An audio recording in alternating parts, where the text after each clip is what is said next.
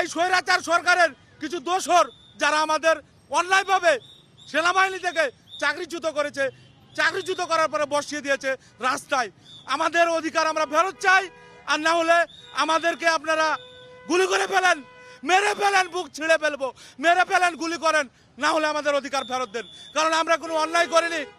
আমাদেরকে এই বিগত 15 বছরে স্বৈরাচার সরকারের যারা দোষর ছিল সেনাবাহিনীতে এখনো তারা বিদ্যমান, বিভিন্নভাবে বিভিন্ন সময় বিভিন্ন সৈনিককে বাড়ি পাঠিয়ে দিয়েছে। তারা কি অপরাধ ছিল আমাদের? হাজারো বাংলাদেশ সেনা ও নৌ বিমান বাহিনীর সামরিক কর্মকর্তাকে চাকরিচ্যুত করা হয়েছে শুধুমাত্র ব্যক্তি হাসিনার ক্ষমতা টিকিয়ে রাখার জন্য।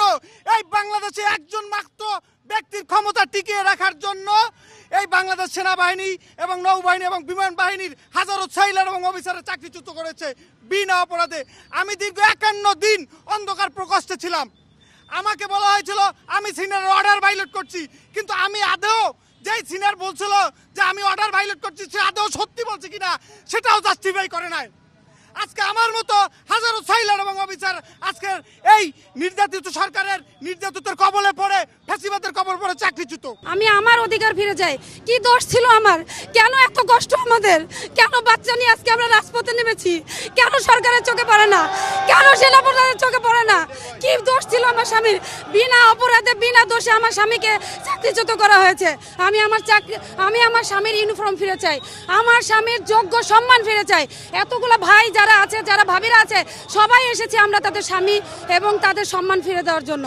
আমরা বিগত সরকারের আমলে বিভিন্ন কারণে অন্যায়ভাবে চাকরিচ্যুত হয়েছি। তো আমরা মাননীয় প্রধান উপদেষ্টা এবং সেনাবাহিনী প্রধানের কাছে স্মারকলিপির মাধ্যমে আমরা আমাদের দাবিগুলো তুলে ধরেছি, কিন্তু অদ্যাবধি প্রায় 3 মাস যাবৎ আমরা এই বিষয়টি নিয়ে অত্যন্ত শান্তিপূর্ণ এবং সুশৃঙ্খলভাবে কাজ করছি, কিন্তু যথাযথ অথরিটি থেকে এখন পর্যন্ত কোনো প্রকারের ডিসপোজাল বা আমাদের দৃশ্যমান কোনো পদক্ষেপ গ্রহণ করেনি। সে কারণে আমরা আজকে আমাদের সপরিবারে সামরিক বাহিনীর যে সকল সদস্য চাকরিচ্যুত হয়েছে অন্যায়ভাবে তাদের সকলের সপরিবারে আমরা আজকে অবস্থান কর্মসূচি গ্রহণ করছি। যতক্ষণ পর্যন্ত আমাদের দাবিটা মেনে না হবে ততক্ষণ পর্যন্ত আমরা অবস্থান ত্যাগ করব না। আমি আমাদের যে দাবি সেই 3টা দাবি আমি উল্লেখ করছি। সেটা হচ্ছে যে আমাদের 1 নম্বর দাবি হচ্ছে চাকরিচ্যুত সময় থেকে অদ্যাবধি সম্পূর্ণ বেতন ভাতা এবং অন্যান্য সকল প্রকার সুযোগ সুবিধা সহ চাকরি পুনর্বহাল করতে হবে। 2 নম্বর দাবি হচ্ছে যদি কাউকে চাকরি দেওয়া সম্ভব না হয় সেই ক্ষেত্রে তাকে সম্পূর্ণ পেনশনে আওতাভুক্ত করতে হবে। 3 নম্বর দাবি হচ্ছে যে একতরফা বিচার ব্যবস্থার মাধ্যমে আমাদেরকে চাকরিচ্যুত করা হয়েছে সেই একতরফা বিচার ব্যবস্থার সংস্করণ করতে হবে।